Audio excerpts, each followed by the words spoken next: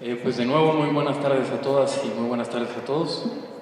Bienvenidos aquí a la segunda mesa panel Los bosques de la Sierra Tarahumara, digna vida, digna lucha, con la temática Defensa del bosque. Esta tarde nos acompañan los participantes Diana Villalobos, de Consultoría Técnica Comunitaria AC, Isela González, de Alianza Sierra Madre AC, Luis Pérez, de la Comunidad de Repechique, y Álvaro Salgado, del Centro Nacional de Ayuda a las Naciones Indígenas AC. Estas mesas panel se están organizando en el marco de la exposición fotográfica Nuestra vida rarámuri en el bosque, que son unas fotografías, como podrán ver, han sido tomadas por la Escuela Venecian Anagupi, no sé si lo pronuncié bien, que quiere decir Aprendiendo Juntos, de la comunidad de Cuechi, de Norogachi. Comenzamos con Isela González, de Alianza Sierra Madre. Buenas tardes, Isela.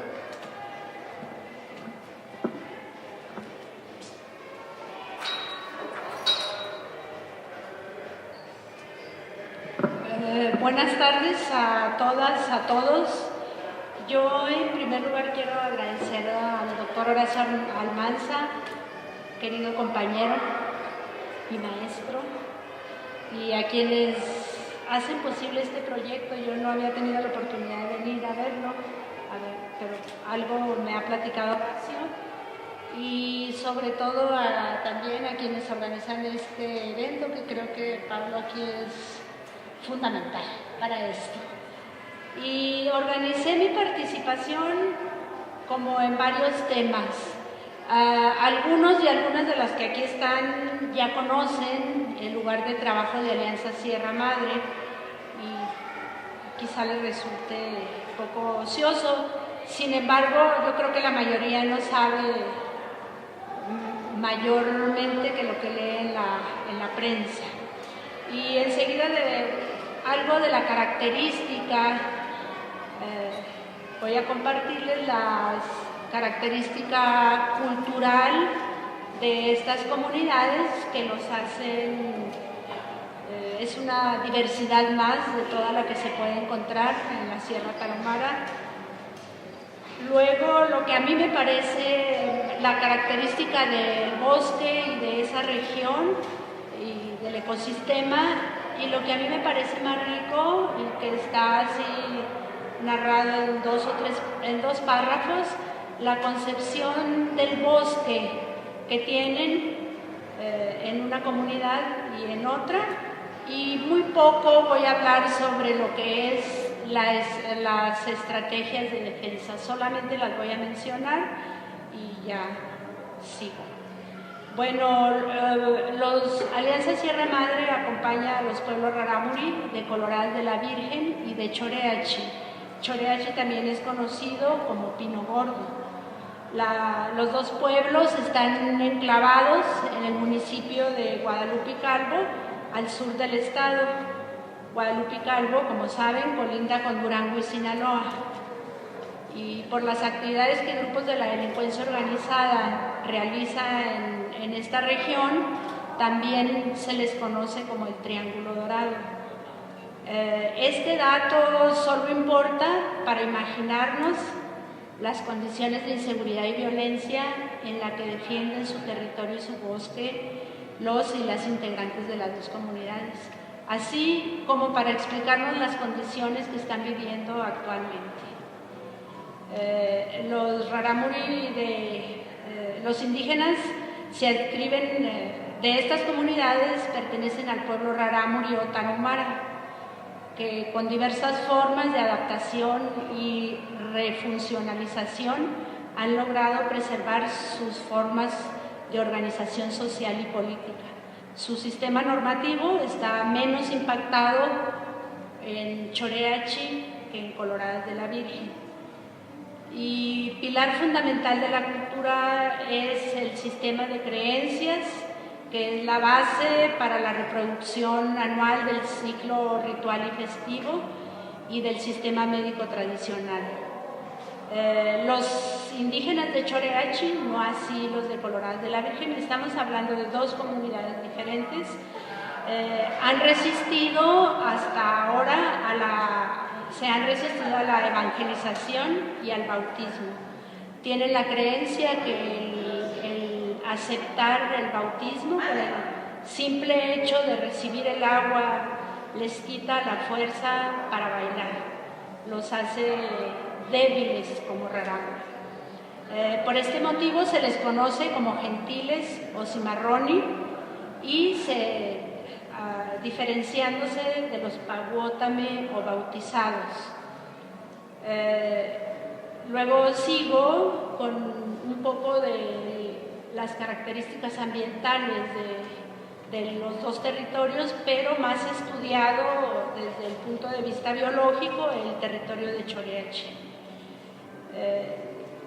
El territorio de Choreachi son cerca de 36,000 hectáreas y el territorio de Coloral de la Virgen son 49,500 hectáreas.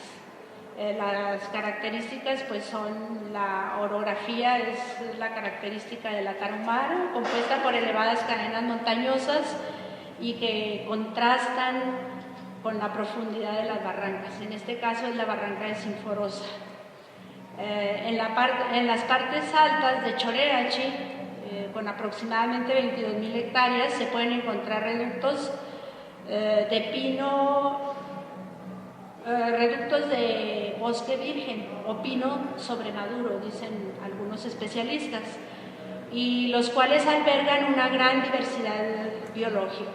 Por ejemplo, biólogos mexicanos y extranjeros documentaron, cito, la autogestión comunitaria, el análisis de imágenes de satélite y los estudios de campo realizados por biólogos extranjeros y nacionales indican que la mesa alta de Pino Gordo es una de las áreas más ricas en aguas permanentes, ciénegas y aguajes de toda la Sierra Tarahumara. En Pino Gordo se encontraron 9 ríos y arroyos con aguas perennes, 17 ciénegas y 9 manantiales fueron identificados en una área solamente de 30 kilómetros cuadrados. Esta es una densidad muy alta de aguas perennes para una región semiárida como es acá. Y el mismo estudio documentó la presencia de 48 especies vertebradas en algún estatus de conservación, amenazadas, en peligro de extinción, endémicas, raras y en protección especial. De acuerdo a la Comisión Nacional para el Conocimiento y Uso de la Biodiversidad, CONABIO, la comunidad de Choreachi se encuentra, y también de Coloral de la Virgen, se encuentran dentro del corredor biológico barrancas de Sinforosa prioritarias para su conservación. Esto la Semarnat, como vamos a ver después, aparentemente lo ignora. La concepción del bosque presente en el discurso de los rarámuri de Choreachi es que los pinos son seres vivos, como nosotros, así nos lo han explicado. Sufren, se ponen tristes si los cortan para venderlos, no así si los cortan para el uso que las y los rarámuri le dan al bosque. A ellos, los pinos, Onoruame se los dio para que los cuidaran y no los vendieran como cosas. Los pinos nos dan el agua, las plantas que comemos, con las que nos curamos. En el bosque también viven los pájaros que nos dan música. Cuando vamos caminando contentos por el monte. Los de Coloradas de la Virgen articulan su discurso en torno a los servicios ambientales que les prestan, como lo del bosque llama la lluvia, nos sirve para sembrar, para tener alimentos, pero también lo articulan principalmente en los servicios que les da para su sistema médico tradicional, el cual identificamos con 3 elementos principales: los médicos indígenas, las prácticas curativas, que muchas se realizan dentro del bosque, y los recursos naturales y simbólicos que están dentro del bosque. Y ya les cuento que tienen más o menos al mismo tiempo las dos comunidades haciendo una defensa del bosque en términos de movilización política. Las dos comunidades han hecho manifestaciones aquí en la ciudad de Chihuahua, han tomado simultáneamente la sede, lo que antes era el INI, la Procuraduría Agraria, la Reforma Agraria, para que le suspendan los permisos de aprovechamiento forestal que están vigentes.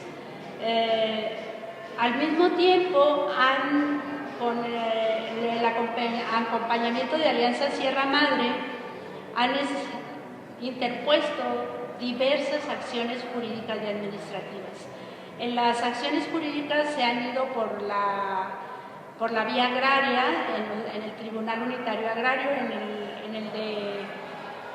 en el caso de Choreachi, ahorita acaba de resolver el Tribunal Unitario Agrario y canceló el permiso de aprovechamiento forestal que estaba vigente. Pero el que la Semarnat cancele un permiso de aprovechamiento forestal vigente, ya tuvimos la experiencia en Coloradas de la Virgen, que las contrapartes se van, acuden a otros tribunales, se amparan, etcétera, y al final, en el caso de Coloradas de la Virgen, al final lo que resolvió el Tribunal Unitario Agrario fue que podía Semarnat dar nuevos permisos de aprovechamiento forestal siempre y cuando no perturbaran sus posesiones. Esto en razón a que en los dos casos se alegó la falta de consulta. No se les consultó para dar los permisos de aprovechamiento forestal. Pero luego el Tribunal Unitario Agrario, cuando resuelve, dice: puedes dar nuevos permisos de aprovechamiento forestal, siempre y cuando no perturbes sus posesiones. Aquí, para nosotros, es una resolución muy tramposa, porque justo tanto en Choreachi como en Coloradas de la Virgen, que no cuentan con un reconocimiento ni como ejidos ni como comunidades, lo que están alegando es la posesión ancestral dentro de su territorio. Y el territorio es una unidad indivisible. En el territorio está la casa, está la parcela, están los corrales donde tienen sus animales. Luego entonces Semarnat el Tribunal Agrario le está diciendo a Semarnat: puedes dar permiso de aprovechamiento forestal en el resto del territorio, pero la propiedad del territorio es colectiva y así la conciben, y es una unidad indivisible.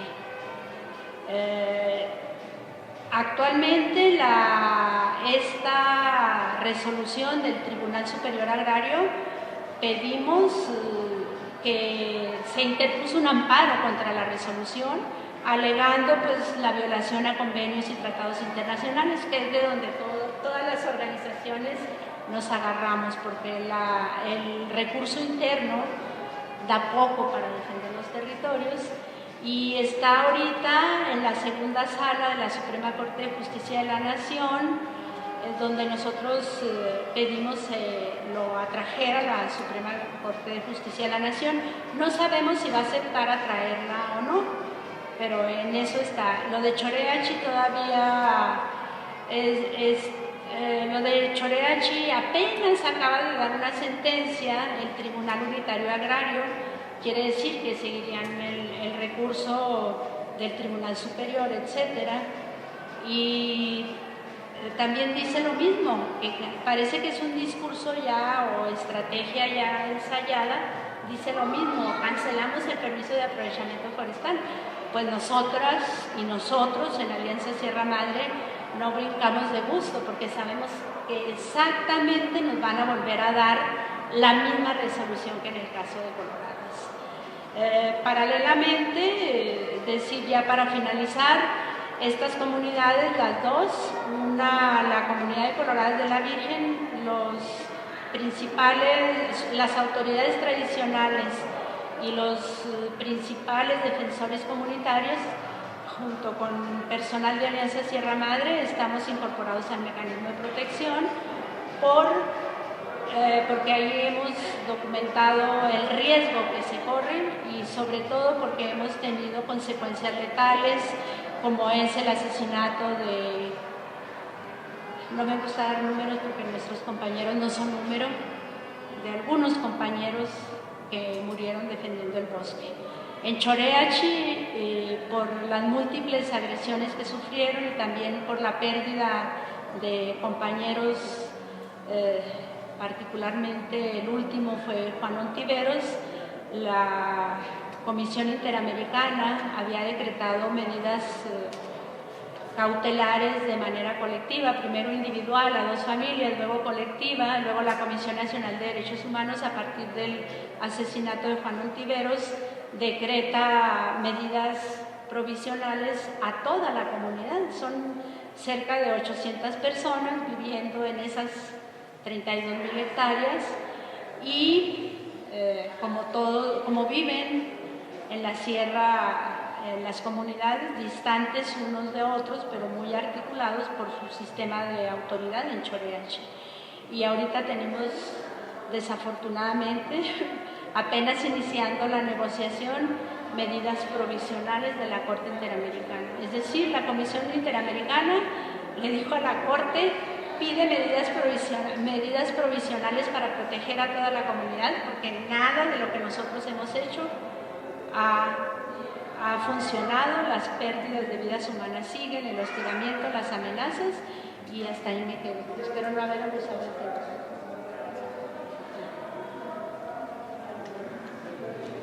Muchas gracias, Isela. Continuamos con Diana Villalobos.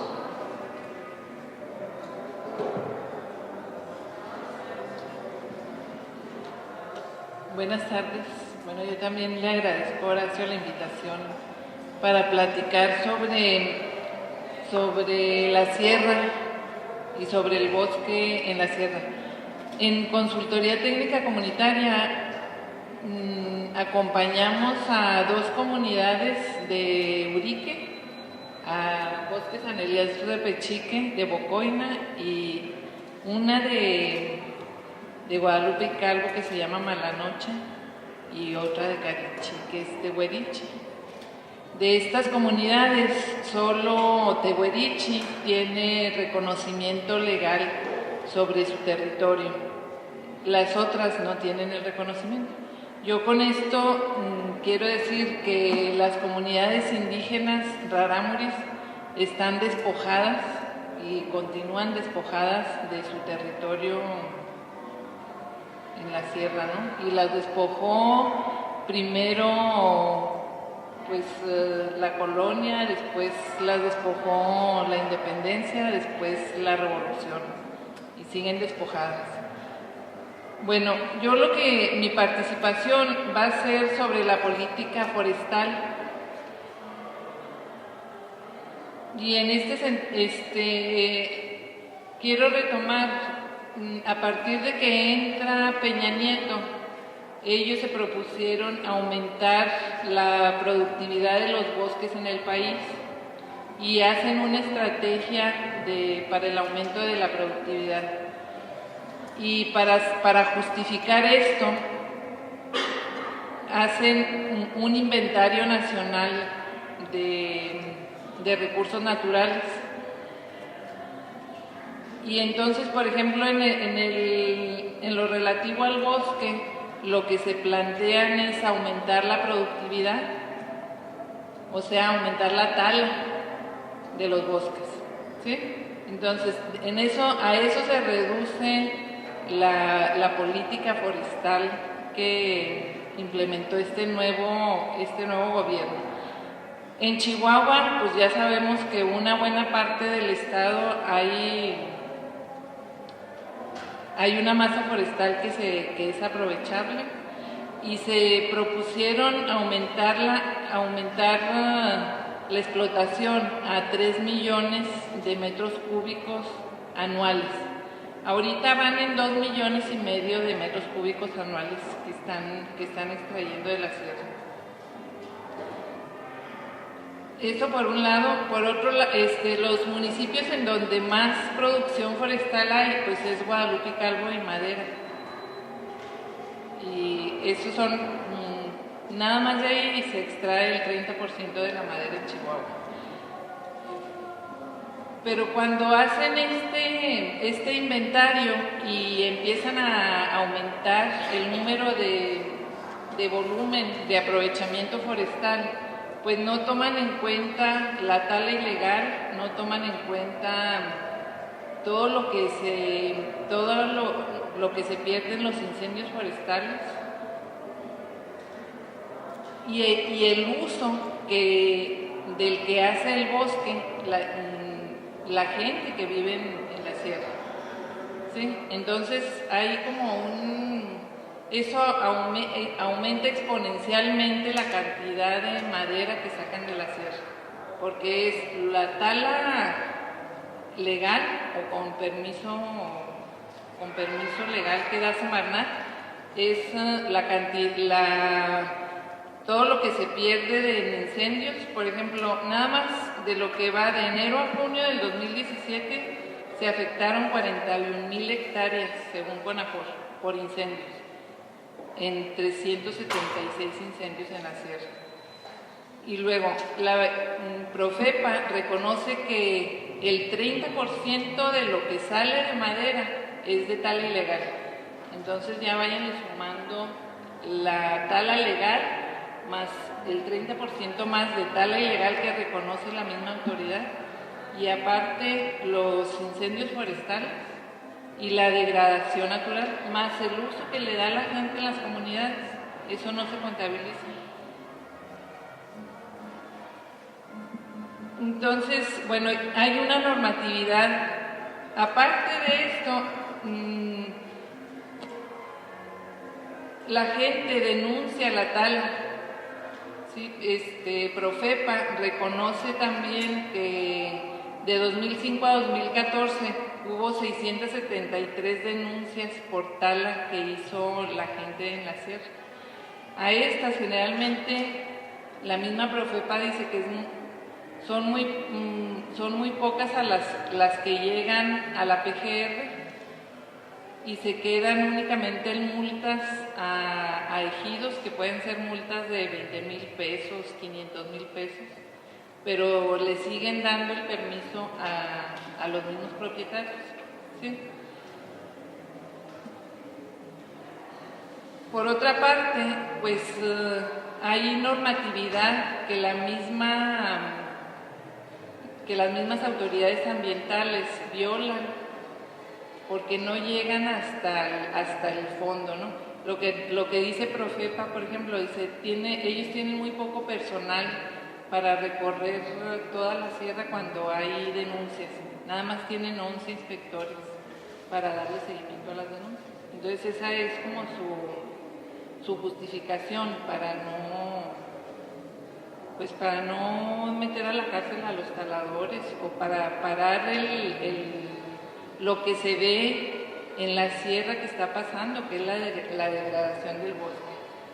Y que otro de los factores que causa la degradación del bosque es también la tala ilegal que saca la delincuencia organizada.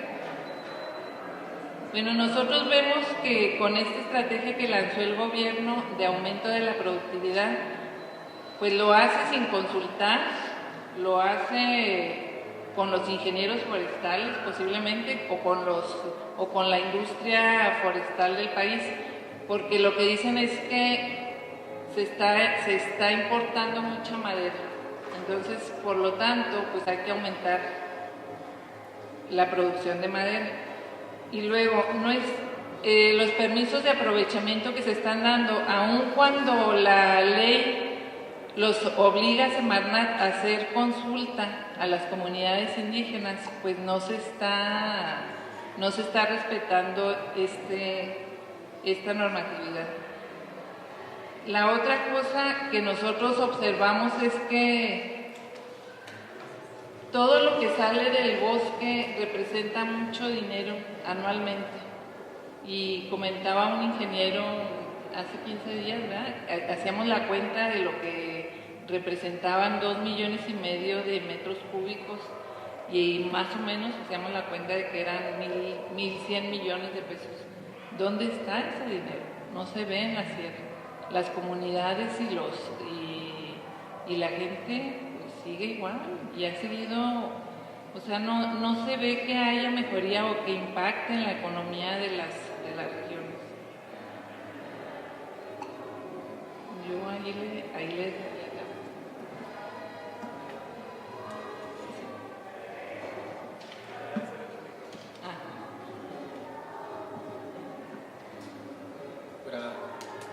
Grabashnamka, aquí hay Michiwa, ya corre Luis Pérez, Kashmir Boina. Buenas tardes a todos los que están aquí presentes. Mi nombre es Luis Pérez, vengo del municipio de Boina. Soy rarámuri. Bueno, en la comunidad ha habido problemas, ¿no? Desde hace décadas. Primero empezó con la imposición de los linderos, empezó con la compañía deslindadora y de ahí comienza la tala de bosque, comienza el despojo legalizado que se nombran ejido o comunidades agrarias, y muchos de nosotros pues no quedamos registrados.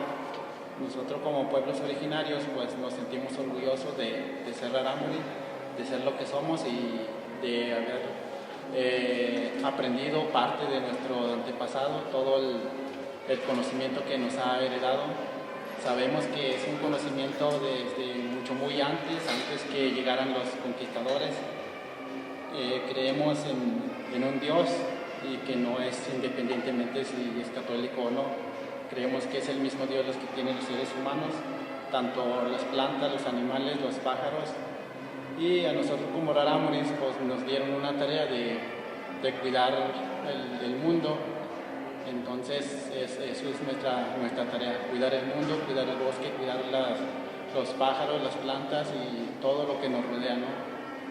Hemos visto a través del tiempo que hay menos árboles, llueve menos, los ríos se han secado, los manantiales se han secado.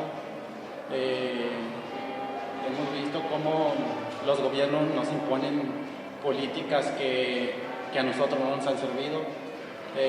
Digamos, primero porque se nos despoja legalmente a través de escrituras, se nos despoja los árboles a través de permisos forestales, y además de eso, pues todos los partidos políticos que dicen que van a apoyar a las comunidades, pues nada más van a echar puras mentiras, ¿no? Hemos visto que año con año llegan políticos y más políticos y dicen, le vamos a llevar desarrollo, y lo único que vemos es el despojo y el más despojo, ¿no? En gran número de todo esto vemos con tristeza que no podemos nosotros como rarámuris cuidar los incendios, cuidar la tala, cuidar el mundo, digamos, de donde estamos nosotros. Esa política de desarrollo, pues a nosotros no nos interesa porque no comprendemos qué refiere con desarrollo, porque lo que vemos es la destrucción del bosque, es la destrucción de nuestra vida. Ahorita nosotros vivimos con más hambre porque ya el bosque es menos húmedo y se da menos hongos. Cada vez hay más tierra que se va porque ya la raíz de los árboles ya no protege nada, llueve y se lava toda la tierra. Las hojas de los árboles igual no protege también la tierra porque llueve y se lava toda la tierra. Antes, cuando el bosque estaba virgen, pues había mucha humedad, había mucho alimento, muchos hongos, había muchas clases de comida, muchos animales. La gente, era muy natural que la gente hiciera una fiesta en agradecimiento a Dios, a la vida misma, porque si mataban un venado, pues agradecían a Dios. Y si cualquier cosa que se le ofrecía era igual, era como un trueque, ¿no? Agradecer. Y ahorita vemos que no podemos ni siquiera pedirle nada al gobierno porque después estaríamos en deuda. Si le pedimos despensa estaríamos en deuda, si le pedimos algún tipo de proyecto estaríamos en deuda con ellos, porque ellos lo único que hacen es acaparar, es tomar ese poder mediante cierta forma, ¿no? Digamos, que a veces uno no lo ve o no alcanza a mirarlo cuando de pronto ya estamos debajo del poder del gobierno. Hemos visto en estos últimos, en la lucha que hemos emprendido en la de protección del bosque, llega la Profepa, que según es de protección al ambiente, y llega a la comunidad y resulta que el último no resuelve nada. Nos dice, no, es que todo está legalizado, así lo dice la Semarnat, hay una ley para el aprovechamiento, incluso el Registro Agrario Nacional dice que nosotros no existimos como pueblo o que no hay un registro donde nosotros pues somos parte de este territorio, ¿no? Hay varias inconveniencias pues para que nosotros existamos o para que el gobierno acepte que nosotros somos personas, somos humanos. Hemos luchado, bueno, hemos ganado una sentencia a través de una consulta por la afectación del bosque, donde se construyó se trató de construir un aeropuerto y no se consultó a la comunidad, y la comunidad decidió demandar. Duraron alrededor de 10 años, se demandó en un tribunal agrario sobre el despojo del territorio, sobre la construcción del dicho proyecto, y no se resolvió nada. Después la comunidad decidió solicitar un amparo por falta de consulta y eso sí se nos concedió.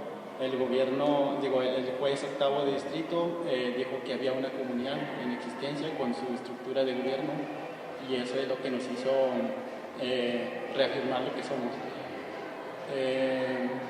En cuanto a la defensa de los árboles, ahorita hemos visto que hay muchas personas que han estado quemando el bosque.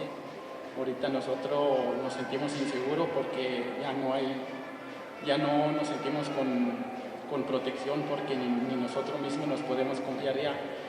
Hay veces que van, o incluso la vez pasada un diputado mandó a investigar que si les llegaban despensa, que si les llegaban cemento, y resulta que en esa frase todo lo cambiaron, ¿no? Ahí donde me tocó estar me preguntaron a mí, pero también ha habido amenazas a personas que han estado defendiendo, a las autoridades que han estado a cargo. Nosotros como comunidad pues seguimos viviendo de lo que nos da la naturaleza.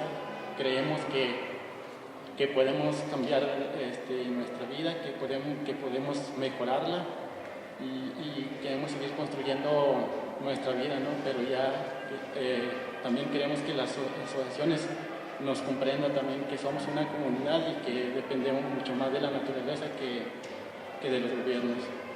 Gracias.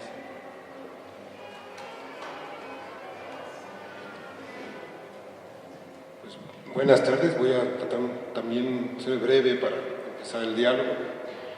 Yo vengo pues más en un contexto nacional, como tratar de acompañar las tres presentaciones anteriores con una visión más desde el contexto nacional. SENA me acompaña, a veces directa o indirectamente, procesos pues en muchas partes del país donde estas luchas que acaban de narrar también se repiten en otros estados del país. Pues agradecemos también la invitación y pues muy honrado de estar con actores que están realmente pues siendo actores principales en esta defensa de la vida, del bosque. Y voy a limitarme a dar algunas características que, si sumamos todos los casos de defensa del bosque en el país, sobre todo los que están aquí presentes, pues son características de una lucha por el bosque que están dando las comunidades indígenas en México, que agrega nuevos componentes a esta defensa del bosque. Quizás desde Miguel Ángel de Quevedo, cuando con Cárdenas pues decreta todas estas cuestiones de parques ecológicos o parques de conservación, pues la visión de los pueblos indígenas no era tomada en cuenta. Había que desindianizar a los bosques, y entonces se decretaron un montón de parques forestales, y ese decreto afectaron a los pueblos indígenas desde esa época, sin tomar en cuenta o sin hacer hincapié que durante toda la etapa colonial pues hay muchas agresiones a los bosques. Por ejemplo, en la ciudad de Pátzcuaro, Michoacán, hay una placa de la alcaldía de París donde agradecen la donación de los postes de buena madera para el alumbrado público de París, es decir, se extrajeron esos postes para cuando ya había la luz eléctrica. Esos postes fueron donados por las comunidades de la meseta purépecha. Y ahora estamos asistiendo a una lucha por la defensa del bosque y el territorio desde quizás con más claridad lo que significa la lucha desde la identidad cultural. Es decir, no se reduce esta lucha actualmente a una defensa del territorio, del bosque, de un ecosistema. Es decir, el bosque no solamente es pino y madera, recursos maderables o no maderables, sino que representa el lugar donde se hacen pueblo, donde se hacen nación, en el sentido estricto donde ahí nacemos pueblo, no solamente somos posesionarios o habitantes, pero también estamos después de 30 años, desde el 88 a la fecha, casi ya 30 años, donde se cierran dos pinzas legales que se contradicen al mismo tiempo, pero las dos pretenden limitar la libre determinación de los pueblos en sus territorios. Si la primera reforma que hizo Salinas fue a la ley ambiental, es decir, no existía una ley que reglamentara toda la cuestión de protección al ambiente, y después vino otras reformas hasta que actualmente cuestiones como el subsuelo, agua, biodiversidad, recursos fitogenéticos, el manejo sobre sus bosques, la decisión que hacer sobre los bosques, no les permiten a la comunidad indígena, sea agraria o no agraria, la decisión o la libre determinación sobre sus recursos. Es decir, los permisos de explotación forestal, las vedas, la imposición de proyectos extractivos o de infraestructura, imponen, ya sea por un lado de la conservación, por el lado del extractivismo, las limitaciones para que sigan siendo pueblos. Entonces, esta defensa que con mucha fuerza, sobre todo aquí en la Tarahumara, pero en Cherán, en Michoacán, en Veracruz, en Puebla, en Chiapas, en Guerrero, están haciendo las comunidades indígenas contra problemas similares, lo están haciendo desde una identidad cultural que, al modo de ver de Cenami, enriquece las propuestas o las estrategias que organizaciones civiles estamos dando para acompañar estas luchas. Y voy a mencionar estas características. ¿Qué pasa cuando los pueblos, asistidos o no asistidos por alguna acción civil, están defendiendo su territorio? Y casi en todas las luchas estamos viendo estas características que la comunidad indígena está poniendo en el contexto. Una es que para defender el bosque es necesario la reconstitución de las comunidades, es decir, su forma de organización, su forma de tomar acuerdos, de representación, y sobre todo sentirse sujeto de derecho, no solamente destinatario de una acción o víctimas de una política extractivista o de conservación, ¿no? Otra cosa que está sucediendo y que es una característica muy fuerte es que las comunidades retoman o recuerdan su experiencia de organización y de lucha. ¿Sí? No están ahí porque saben vivir armoniosamente con la naturaleza, sino porque siempre han estado en resistencia en los distintos estadios de este México, ¿no? Su experiencia de organización es muy útil en un contexto de criminalización o de generar víctimas, donde el Estado de Derecho se desdibuja cada rato y hay mucha violencia.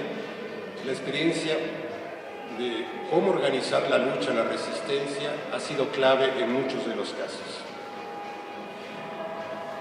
Sobre todo que si las decisiones de las estrategias o de las acciones directas no pasan por una asamblea, entonces seguramente esas acciones pueden ser rebasadas por muchos motivos. Es decir, la asamblea sigue siendo para los pueblos el espacio privilegiado para la toma de acuerdos, pero también para la formación y preparación a los que llevan la voz. Es decir, los que llevan la voz no son, desde el punto de vista occidental, líderes que encabezan, sino que portadores de un proceso comunitario que los van formando, los van haciendo fuertes para poder hablar en un mundo que cada vez, como dice Luis y como lo han mencionado Gisela y Diana, no los reconocen como sujetos de derecho. Han tratado de conducir y mandar a sus autoridades, es decir, los que firman, representan, las autoridades en este caso a veces legales, agrarias o comunales, pues no tratan de dirigir o suplantar la vida comunitaria. Ese es un proceso que cada vez es más fuerte. Por ejemplo, estamos viendo también que estas luchas no se limitan a evitar el extractivismo o los proyectos de infraestructura que afectan su desarrollo o su ecosistema, o parar la tala inmoderada legal o ilegal, violenta o no violenta, sino que tratan de ir más allá. Por ejemplo, cuando las mujeres purépechas de Cherán, con el simple sentido de decir el bosque si se acaba es la muerte para nuestros hijos, para sus hijos en el futuro, entonces desde ese sentido comunitario vital de la vida, ellas se pusieron enfrente de los troceros armados, troceros groseros, malandros, y pudieron impedir y correr. Es decir, los troceros se quedaron adentro, las mujeres pusieron barricadas. Cuando las mujeres estaban ahí, los que después llegaron fueron sus hijos jóvenes, y después los jóvenes adultos o los adultos, es decir, que tuvieron que reconstituirse con la comunidad. Cuando lograron hacer las trincheras, frenar la entrada de gente extraña a la comunidad, no les quedó de otra manera que el siguiente paso era reconstituirse como comunidad, organizarse con barrios y reconstituir su asamblea, expulsar a los partidos políticos. Y este caso, la defensa del bosque, pues llegó a la Suprema Corte de Justicia porque se constituyeron en un municipio indígena que tenían ellos que defender la libre determinación. Estos casos como Cherán, Xochicuautla, Repechique y los otros casos que mencionan en Gilita, en la Sierra de Hidalgo, de Ostula, Jalisco, en la Huasteca hidalguense, están demandando no solamente la protección del bosque, de sus recursos hidrológicos, de su biodiversidad, sino están demandando ser sujetos de derecho. Y lo que pasó con Cherán, pues ayuda a otras luchas. Entonces, no se limita solamente a esta cuestión de la defensa de un ecosistema, sino es la defensa por la vida. Como dicen las compañeras Ñañú de Xochicuautla, lo que estamos haciendo no solamente lo hacemos por nosotros, sino lo hacemos por toda la sociedad. Otra característica que estamos viendo en estas luchas es que lo que pasa en las montañas repercute en las partes medias, en las cuencas, en las microcuencas, en los valles y en las lagunas costeras. Por ejemplo, hay un caso muy emblemático en Santiago La Chiguiri, Oaxaca, que es en la Sierra Atravesada, donde se juntan las dos sierras madres de México, y hay una cadena montañosa que las une. Es una región donde como a menos de una hora uno puede estar de 2.000 metros, bajar a las planicies del Istmo de Tehuantepec, y toda la corriente de aire caliente que entra del mar y que después se encuentra con esas montañas genera las corrientes conversas, es decir, un movimiento de aire muy fuerte, donde están los parques eólicos, que es un despojo también. La defensa de su área natural protegida, de restricciones ambientales por la CONAVIO y la CONAM, defendieron ellos el derecho a conservar el Cerro de las Flores desde su identidad cultural, y eso permitió que vieran qué pasaba si ellos defendían con autonomía el Cerro de las Flores. Es que el aire iba a circular, el agua también iba a circular, y por lo tanto tuvieron que articularse con los pescadores de la presa Benito Juárez, que son el agua que va a dar, el agua de esas montañas va a dar a esa presa, pero también esa presa riega el distrito de Tehuantepec, Juchitán, Ixtepec. Entonces tuvieron que articularse con las comunidades zapotecas del valle, Y lo más curioso es que todo eso tiene que ver, todas las aguas que arrastran esos ríos de las montañas alimentan la vida o el ecosistema marino donde viven los guaves o los icus de San Mateo, San Dionisio del Mar. Y es curioso porque ellos sabían que los guaves y los zapotecos nunca se han llevado bien. Incluso significa guave, en el idioma náhuatl significa como extranjero o chontal el extranjero. Pero los de San Mateo del Mar tienen un nicho en la iglesia de Santiago la Chiril y todos los años van a dar una manda, una fiesta, y los zapotecos de la Chiril los respetan y participan en esa fiesta. Ellos saben que si algo pasa en las montañas, no hay camarón en el mar, ¿no? Y por eso hay que hacer ese ritual y esa relación. Pero la articulación de los pescadores de las lagunas costeras, de los agricultores zapotecos del valle, de los pescadores de la presa Benito Juárez, pero también de la montaña, esa articulación era desde una identidad cultural que tenían componentes ecológicos muy fuertes. Entonces estamos en un momento donde ya no se puede hablar solamente de la defensa del bosque como un ecosistema, sino casi todas las luchas están hablando de autonomía, libre determinación, de articulación de luchas. Por ejemplo, lo que sucede en la Sierra Tarahumara en términos ambientales, de ecosistemas, pues tiene que ver con todo la planicie de Chihuahua, con la deuda que tenemos ya en Estados Unidos, pero también del otro lado con todo lo que está pasando en Sonora y Sinaloa con los yaquis, seris y todos estos pueblos. La necesidad, lo que nos están diciendo los pueblos es la necesidad de articular campo-ciudad, distintos sujetos políticos de lucha, hacer luchas más integrales, menos focalizadas y más articuladas. Y esta manera de ver estas luchas más allá de las estrategias jurídicas o ambientales o de conservación es algo que nos están enseñando los pueblos a entender que no solamente se lucha por el bosque, sino se lucha desde la vida, ¿no? Por ejemplo, a mí me gusta mucho escuchar esto que Luis repite, pero también cuando vamos a las asambleas de Profectar, después de 18 años siguen diciendo lo mismo, es decir, lo que nos hace más felices es cuidar lo del Dios, y cuidar lo del Dios es el Cahuí, y el Cahuí no tiene límites ecológicos, biológicos, ni mucho menos agrarios, políticos o municipales. Es decir, el Cahuí puede ser mi casa, la casa de ustedes. Y si cuidamos el Cahuí y respetamos esa identidad, tendríamos que reconocer el derecho de limitar las presiones que hay para el extractivismo de los recursos mineros o el paso de gasoductos por toda la tierra. Es decir, lo que nos están diciendo es que recuperemos la soberanía energética, la soberanía alimentaria, reconocer a los pueblos indígenas como sujetos de derecho significaría, como está el país ahora y como han destrozado la Constitución, un proceso de refundación del país, donde no podríamos estar en la ciudad sin pensar de dónde viene nuestra agua y a dónde van nuestros desechos, de dónde viene nuestra comida y toda esta cuestión. Es decir, sigue esta radicalidad de la visión de los pueblos sobre su territorio, pues interpelando. Es decir, ya no somos las ONGs los actores principales, sino coadyuvantes solidarios de este proceso.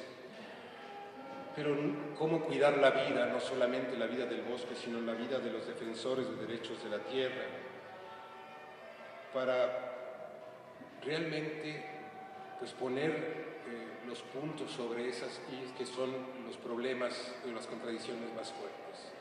Por un lado tenemos toda una política de conservación donde hay cerca de 2 millones de hectáreas a nivel del país, donde los servicios ambientales han desplazado a muchas comunidades a lo largo y ancho del país, y por otro lado casi una tercera parte del país está concesionado a minas, sin hablar del fracking, sin hablar de la fractura hidráulica, otros procesos de extracción, o la siguiente reforma en la cuestión del agua, donde todo el agua que sobre de corrientes, de manantiales, de ríos, va a ser utilizada por el Estado a libre discreción para los usos extractivos en las partes bajas. Es decir, en realidad lo que nos están enseñando estas luchas es que tenemos que pensar el país de otra manera y sumarnos a muchas luchas para poder frenar lo que parece inevitable, es decir, cómo en muchas comunidades sobran los usos locales contra usos estratégicos, cómo en nombre del bien público, por lo menos 5 millones de habitantes de pueblos originarios están amenazados su vida y su reproducción. 5 millones que viven en el 70% de los bosques. Pero en un país donde la mitad de la tierra sigue siendo uso campesino, indígena, donde la mitad de la tierra está en manos de pueblos indígenas, donde bosques, selvas, lagunas costeras, desiertos, manglares, está en manos de pueblos y lo siguen usando, como dice Luis, seguimos viviendo de la naturaleza, pues es un gran estorbo para el sistema neoliberal que nos gobierna, ¿no? De manera que las luchas están llamando a algo más allá que la defensa del bosque y está necesariamente exigiéndonos articularnos de otra manera para hacer posible el acompañamiento de las luchas de los pueblos. Muchas gracias.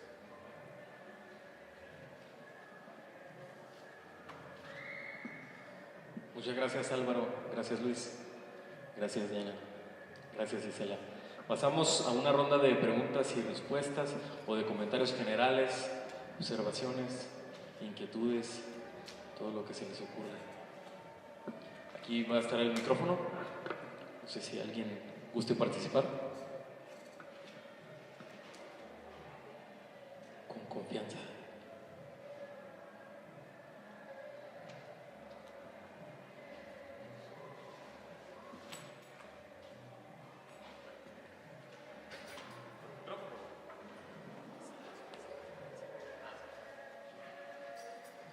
Buenas tardes, pues un gusto tener aquí invitados, tenerlos juntos, oír sus voces al mismo tiempo de manera de que se puedan articular las ideas y también que nos puedan transmitir de manera que se pueda dar una retroalimentación, una buena discusión entre todos.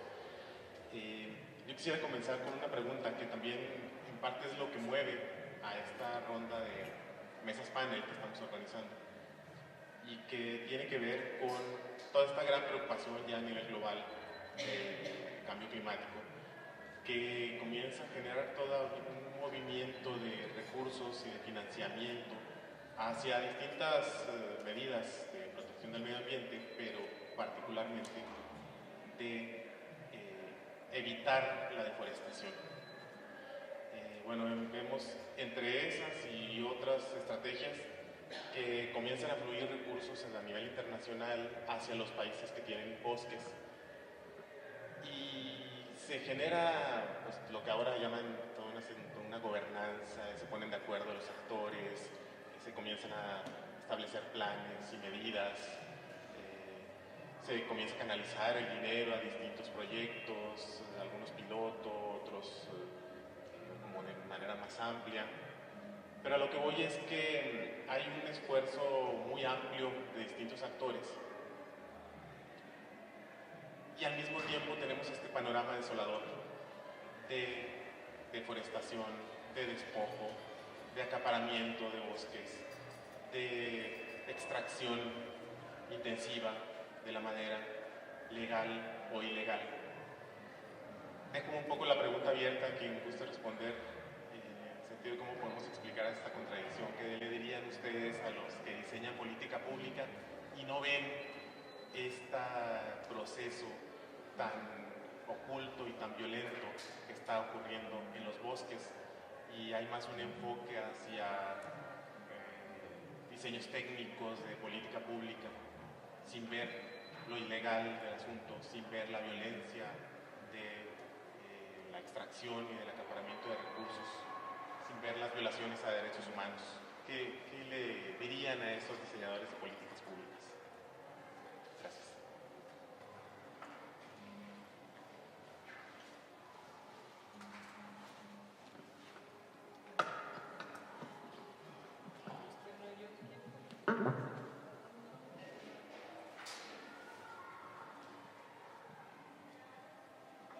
No, yo diría que esta es una política de simulación la que estamos viviendo, porque por un lado hay todo un cambio de leyes en favor supuestamente de los derechos humanos de los pueblos indígenas, de avanzar en el respeto al derecho de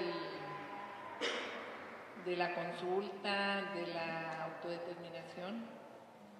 Y por otro lado está toda esta estrategia para aumentar la productividad y esto que comentaba Álvaro de servicios ambientales, que su política es seguir despojando de gente esos territorios para que queden así como lunares, en donde sí se dice que se está cuidando el bosque. Para mí es bien clara la simulación, al menos en México, pues no sé en otros países, pero aquí se ve, se palpa.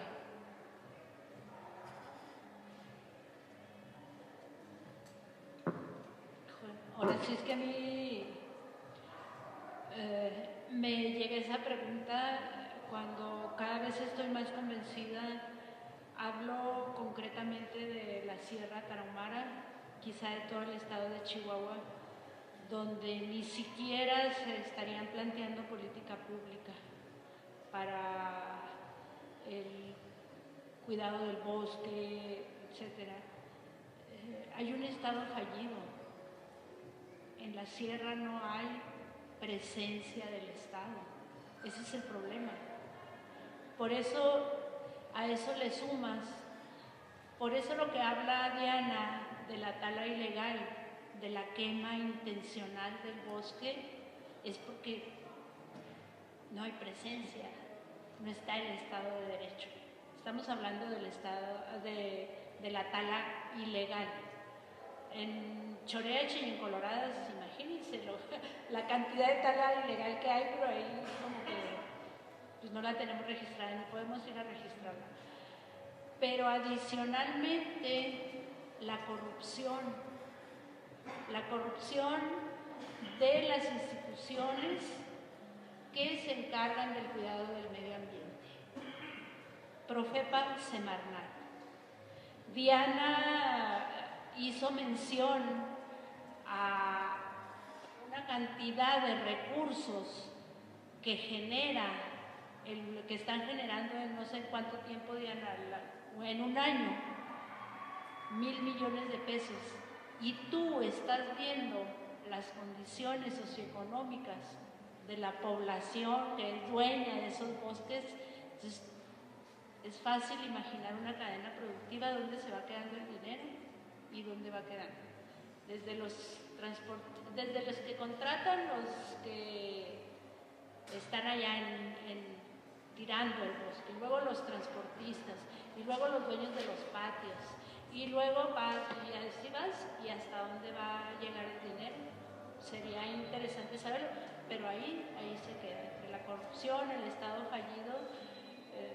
No sé si particularmente una etapa de mucho desaliento, por un lado, por la falta de responsabilidad del Estado mexicano con todas sus instituciones, y hablo como Estado mexicano.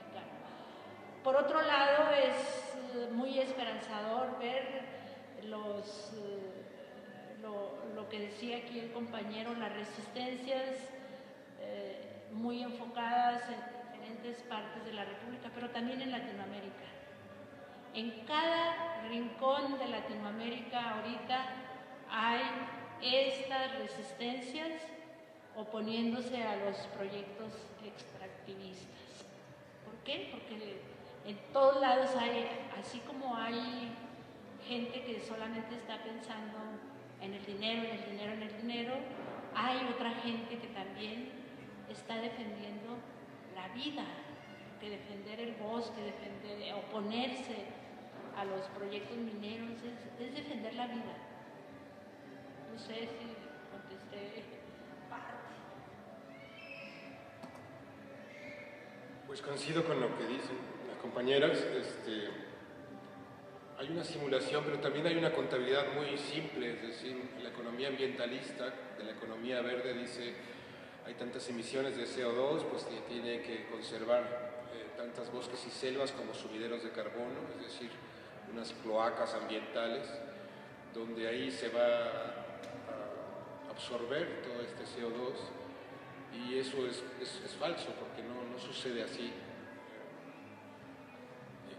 El cambio climático, el mal llamado cambio climático, en realidad es un desorden ambiental, una crisis ambiental, que no se corrige pues con conservar un lado y reducir por otro lado, sino una transformación más allá.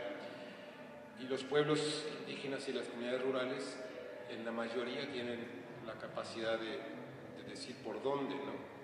Es un problema muy complejo, pero por ejemplo, si uno estudia las zonas elegibles comprometidas para el año 2025 por el gobierno mexicano, desde Cedillo para acá, tan solo eso, habría muchas comunidades que se tienen que salir de donde están.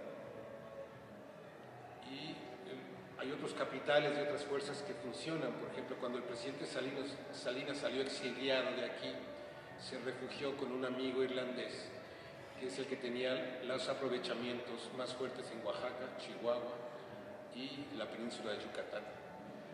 Cuando entró el gobierno de Cedillo, luego el presidente Fox y el presidente Calderón, la política simuló otra vez la conservación, y es donde se gastó mucho dinero en la simulación de la conservación de bosques y selvas, y parece que entra otra vez otro capital de aumentar la producción, de reducir las importaciones de madera, de todo esto, pero en realidad no estamos asistiendo a políticas de Estado claramente definidas, sino a luchas de capitales.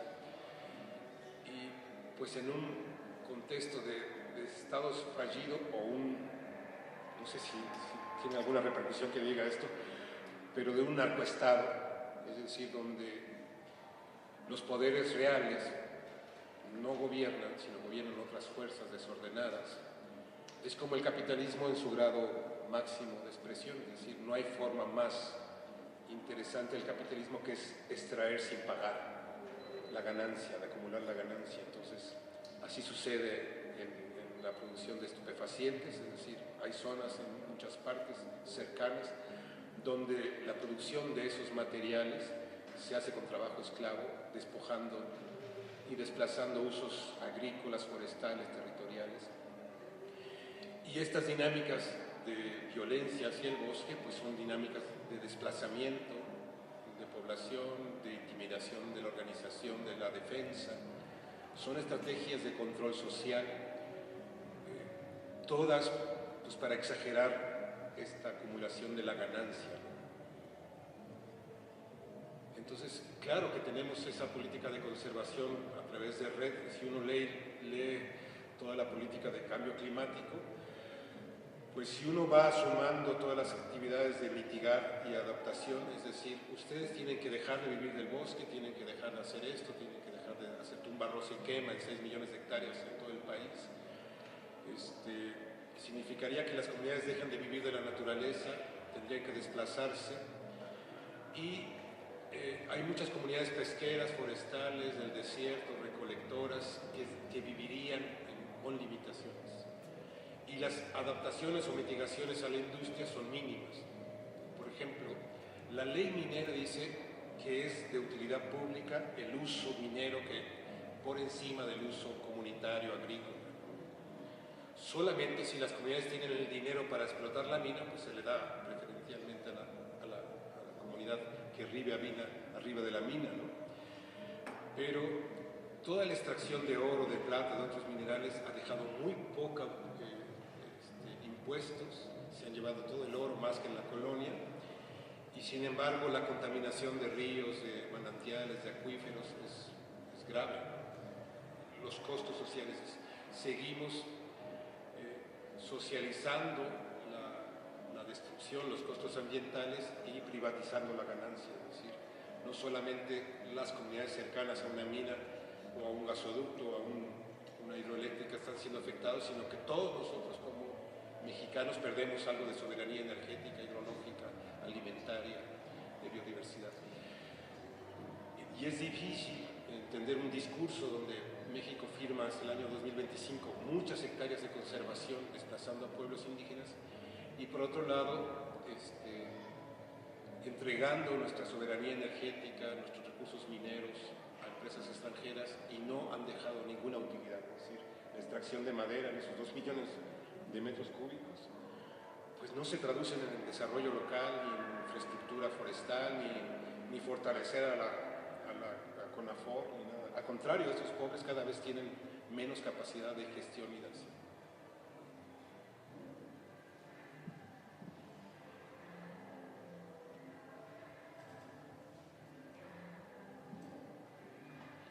No sé si alguien más quiere hacer algún comentario. Pues yo lo que veo realmente es que estamos ante una guerra global contra los pobres. Eso es lo que plantea el neoliberalismo, ¿no? Pero eso está permeando en todos los niveles en la mentalidad de la gente, ¿no? O sea, hay gente local que está dispuesta a esclavizar a otros más débiles que ellos, ¿no? Para ser ellos más ricos que esos pobres, ¿no? Y bueno, lo que pretende, o sea, tenemos que entender eso porque todos somos desechables.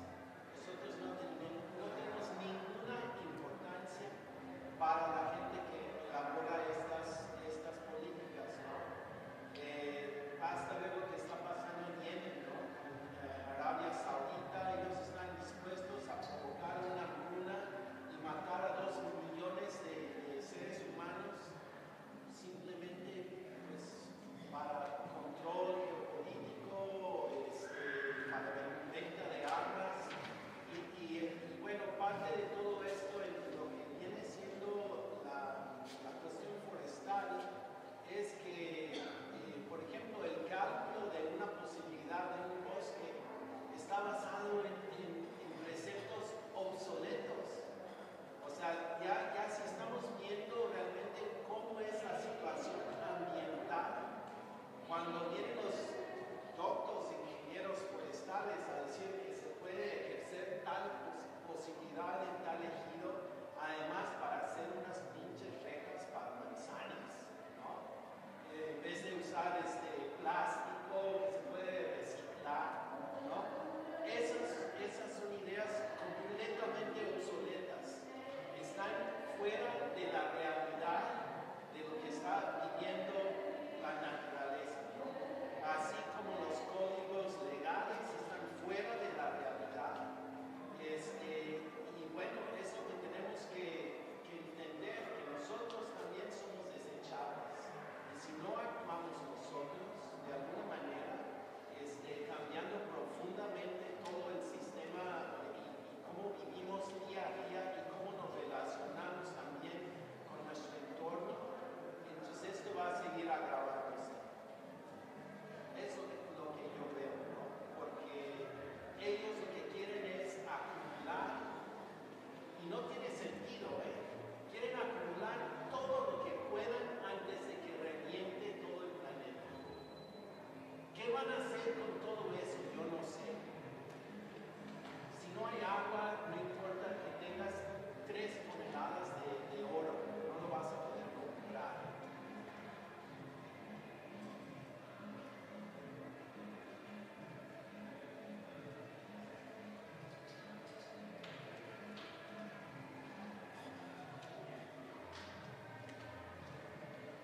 ¿Alguien más que quiera hacer un comentario, una participación?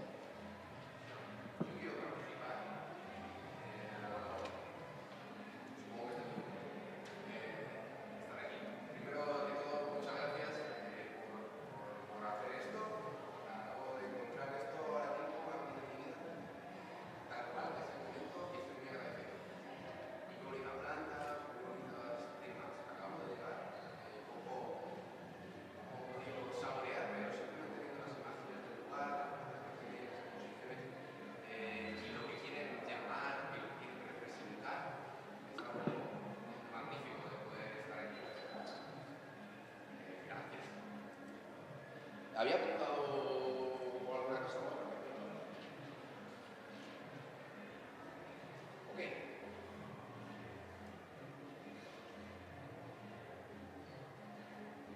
Una sería cómo vivir en torno a...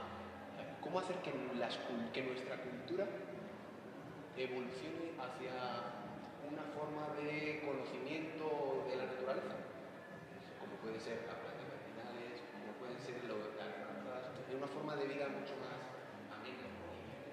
La pregunta es cómo podemos hacer que nuestra cultura en la que estamos desarrolle hacia esa forma de vida en el entorno en el que estamos, porque no conozco el entorno este. Sí. ¿Tengo respuesta o...?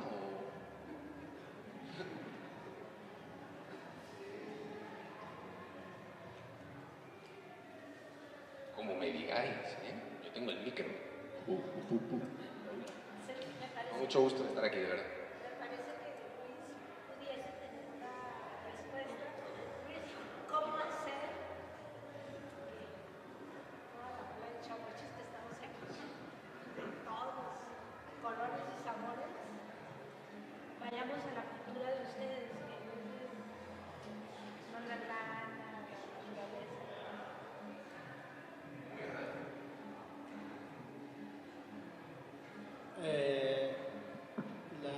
La comprensión total no es de la noche a la mañana.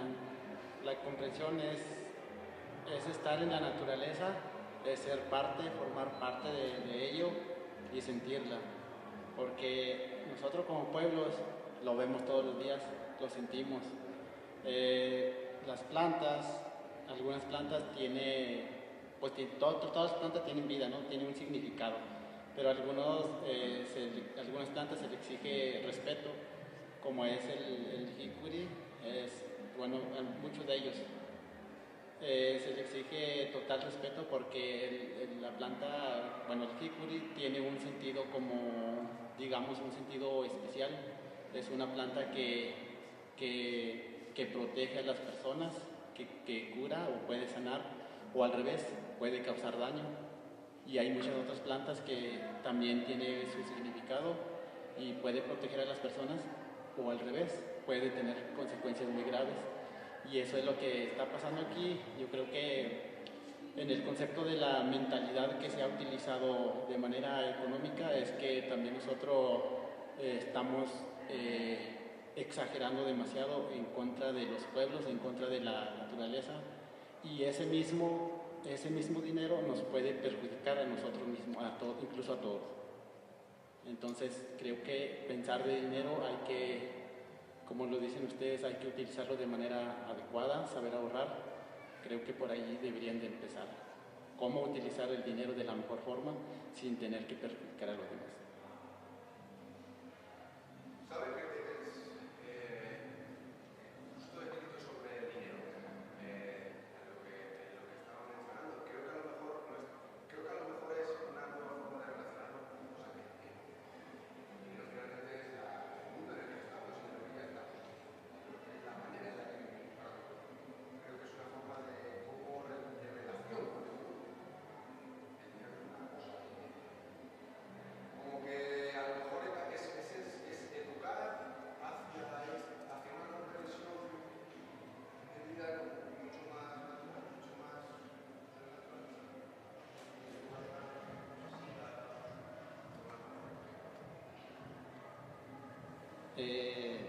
Creo que eso me iría mucho más allá, me iría al conjunto de origen. Cuando nosotros vamos al conjunto de origen, sabemos que el conjunto de origen significa que todo son energía y todo significa lo mismo y que todo está relacionado uno contra el otro. Mas, sin embargo, ese conjunto de origen puede permanecer, como muchos estudiosos lo ven en la química, que transmuta esa realidad. Nosotros como Rarámuri pues no entendemos mucho de lo que dicen los científicos, más sin embargo comprendemos al diario vivir, y esa comprensión nos ayuda a trascender, a comprender a tener otra mentalidad totalmente diferente, no solamente ubicarnos en un solo objetivo, sino que todo ese conjunto está interrelacionado con la persona.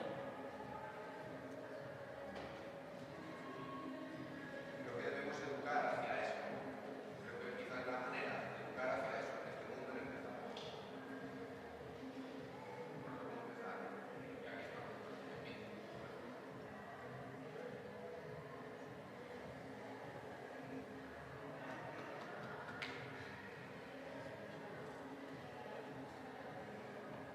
O sea, si enlistamos los casos de agresión y despojo, devastación, pues quedamos quizás así desalentados,